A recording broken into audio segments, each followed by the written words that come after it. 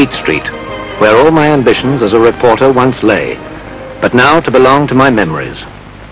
On Doctor's advice, I had to leave it to make a new start in the bracing and fresher air of the Kent coast. I took one last look at the street, put all regrets from my mind, and set forth to a new life, still as a reporter, but to a world where the sea and not city smoke dominated. Ramsgate was my destination, and I had the choice of many trains, for Ramsgate, only 72 miles from London, is well served by 4 main London stations.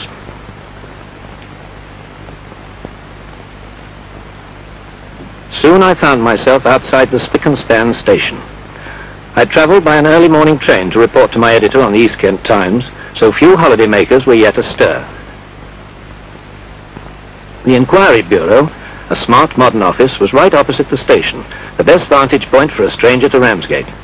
I asked the way to my new offices and was directed to the East Kent bus stop.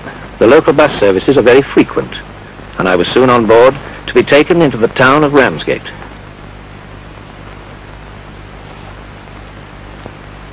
My new offices were in a more friendly street than Fleet Street, and one day my stories might be billed outside. The editor wasted no time. After a cheerful welcome, he sent me on my first assignment. Go and find out about Ramsgate for yourself, he said, and write the story. Well, I started at the Royal Harbour. The harbour is the heart of Ramsgate. From the sun deck on the East Pier, I watched the shipping. The lighthouse sends its rays out to those sailing near the Goodwin Sands, and I was able to look back at the town and see my new home spread before me. The duty officer regulated the constant flow of shipping. Craft of all types leave these stout sea walls, and the famous Ramsgate lifeboat was to be seen at exercise.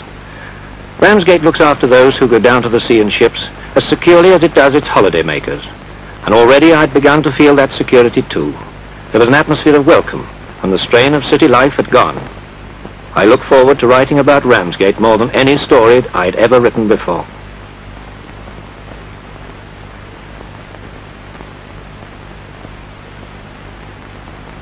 From above the east pier of the harbour, I gazed back over the main beach, where in the distance stood the churches, hotels, boarding houses, restaurants, shops and theatres, and all that makes Ramsgate a focal point for discerning holidaymakers. I strolled along the eastern promenade, and there below me was the famous bathing pool of Ramsgate, the marina, glistening in the sun. Here surely was a good place to continue my story. Here I could interview both residents and visitors to Ramsgate. There was the high board, and the shallow end, especially for children and people like myself. I made my way along the promenade, which was superbly laid out with well-tended plants, down the steps of the Winterstoke Chine. Here I asked my way to the marina entrance, and I was soon there, ready for another chapter of my story.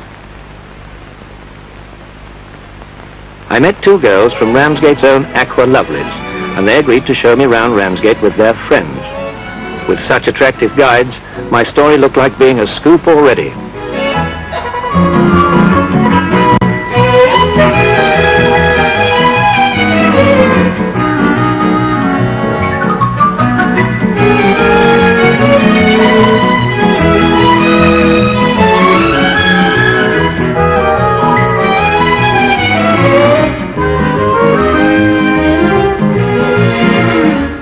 Now down to the main beach.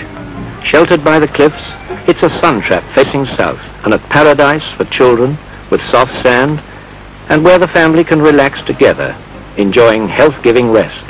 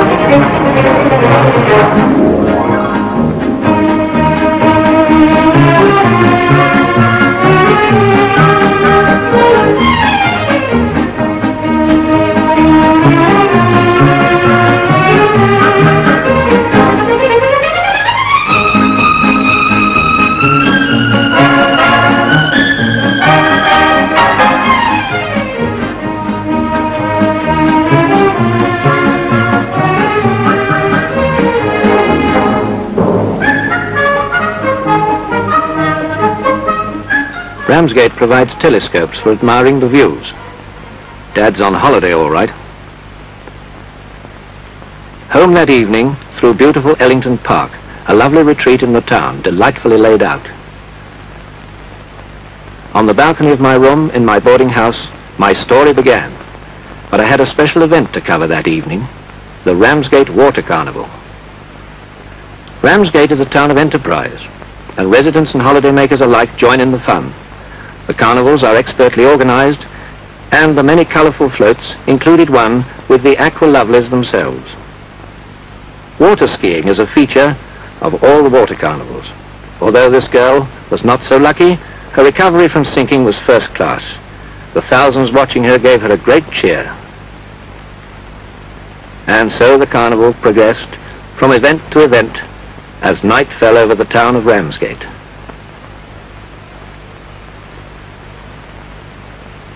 Then two water skiers with flaming torches circled the inner harbor at great speed, thrilling the crowd with their skill as they interchanged, ducking under each other's ropes. Then the climax was reached with a magnificent display of fireworks, a regular attraction of the summer season. But Ramsgate features lighting. Gaiety is personified in its streets and buildings. Even the harbour clock house forgets its sombre work of the daytime and puts on a gay front at night. Both young and old enjoy Ramsgate's lights. Next day, the Aqua Girls, now reinforced by two more, decided to show me a village. It was an unusual one, set in the heart of Ramsgate town. If anyone ever uses the phrase, "It's a small world" to me again, I shall always remember Ramsgate's model village.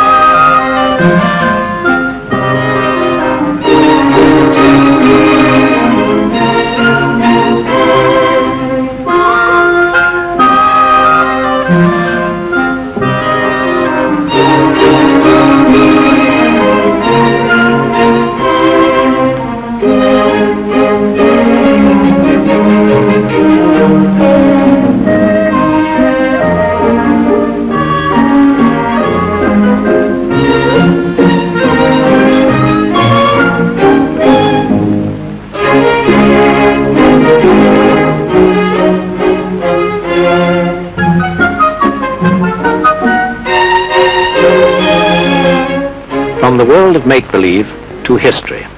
The girls took me to Cliff's End to see the Viking ship Hugin, which commemorates the landing there of Hengist and Horsa in AD 449. The stone tells of the visit to Ramsgate of Prince Jorg of Denmark in 1949, in connection with this replica of Hengist and Horsa's boat. Hengist eventually became the King of Kent. Hengist must have known a thing or two to select Ramsgate. At the moment, I feel like the King of Kent.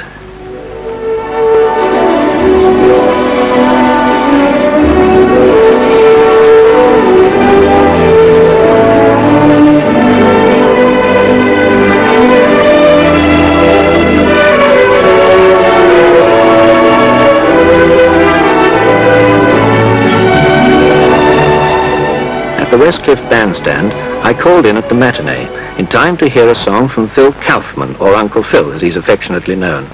He told me how much he enjoyed working in Ramsgate in the good old style. Then down below the St. Lawrence Cliffs to talk to more holidaymakers, young and old, on the wonderful bathing beach there. Ramsgate is a resort where the children bring their parents.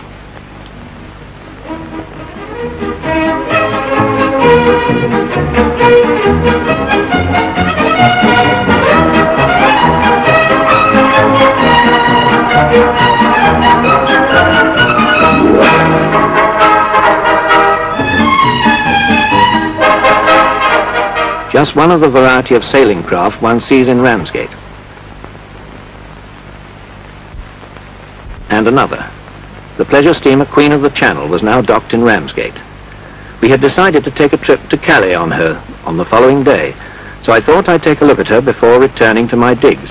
She's a beautiful craft, and one of the many proud vessels of the General Steam Navigation Company.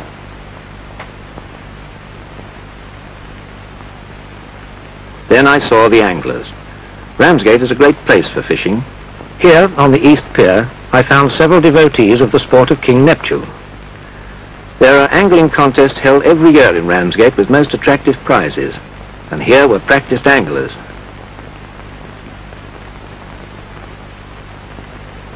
Just to oblige me, this boy wrested a fish from the ocean. The suspense was nerve-wracking. The air was fraught with fanatical excitement. Ah well, and so to bed. And to get to sleep, don't count sheep, count rams jumping over the gate. The next morning saw us boarding the Queen of the Channel for our no-passport trip to Calais. Ramsgate is only 29 miles from the French coast, and this ship runs regular trips across the Channel during the summer.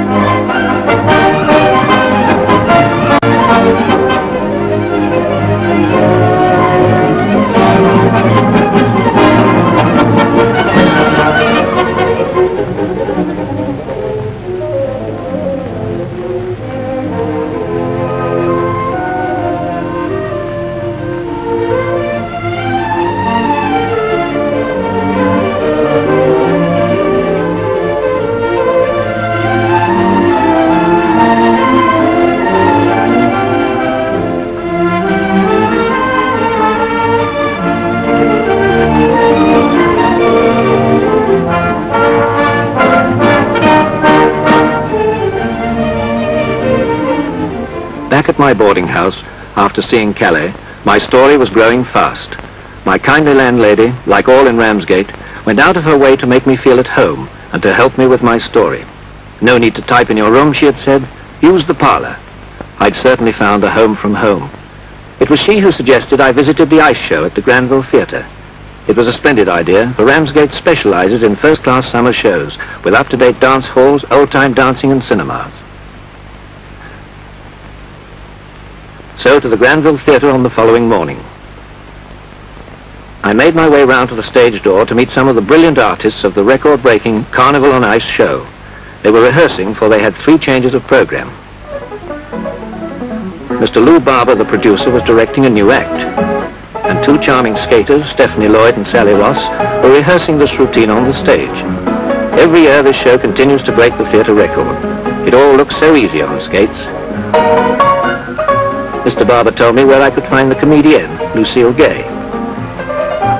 Ever tried to cross ice without skates?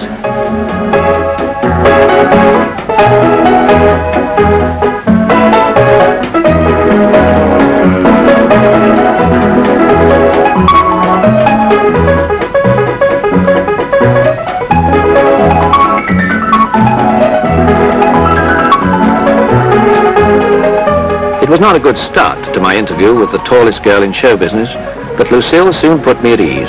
She gave me a good story too, for she's been a favourite at Ramsgate for 3 years now. Then Sally and Stephanie gave me their Ramsgate stories, but they both talked at once. Past the Albion Gardens on my way back to lunch, I stopped to admire the Madeira Walk waterfall, a delightful spot. The landscape garden work of this kind in Ramsgate is always perfect. I again met 2 of the Aqua girls, who suggested we see Ramsgate from the air by taking a plane trip from Ramsgate Airport that afternoon.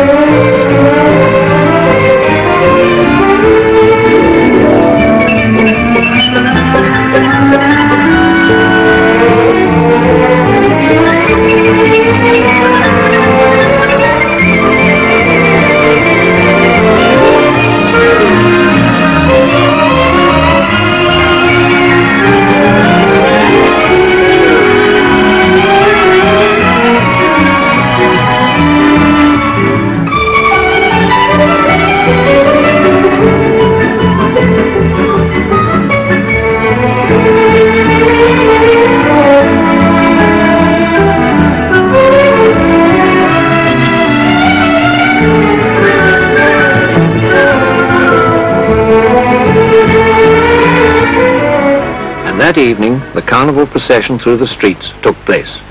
This is the climax of the Ramsgate holiday season, and the streets were thronged with people to watch this brilliantly organized event.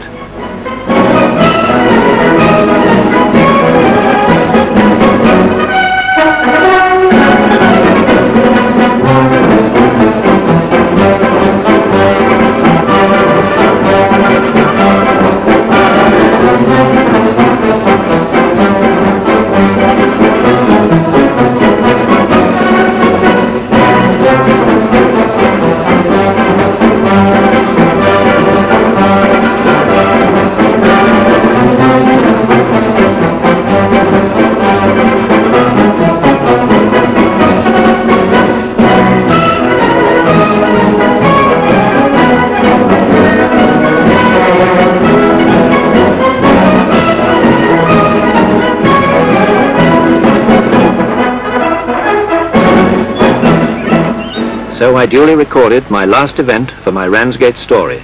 Tomorrow it would go to press, if, of course, the editor liked it. I made my way home through the lighted streets with my fingers well and truly crossed. Not long afterwards, we went on an East Kent road excursion. Their coaches are the last word in luxury, and they run many fine regular trips from Ramsgate to see the surrounding Kent countryside. We were off to Canterbury to see the famous cathedral.